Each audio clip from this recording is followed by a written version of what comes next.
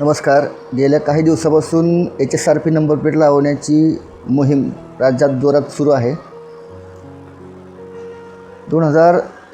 1 April 2019 नंतरच्या ज्या गाड्या आहेत त्या गाड्यांना ऑलरेडी अगोदरच शोरूमकडून गाडी नवीन घेताना HSRP नंबर प्लेट दिली गेलेली आहे. त्यांच्या नावावरती तिथं ते रजिस्ट्रेशन झालेले आहे, नोंदणी झालेली आहे.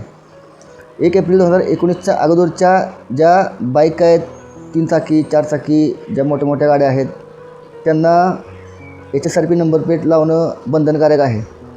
त्याची मुदत शासनाने 2 वेळा वाढवली आहे. 15 ऑगस्ट 2025 ही शेवटची तारीख आहे. त्याच्यानंतर ही कदाचित मुदत वाढू शकते.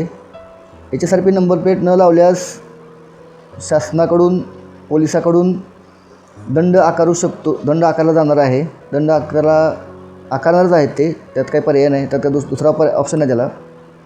कारण लाडक्या बहिणीसाठी पैसे कमी पडतात तर आपल्याला कुठून तरी पैसा गोळा करायला पाहिजे हे शासनाला कळून चुकलं आहे. मग वेगवेगळ्या प्रकारचे नियम टाकून, नियम लादून जनतेवरती पैसा उकळण्याचं काम सध्या चालू आहे.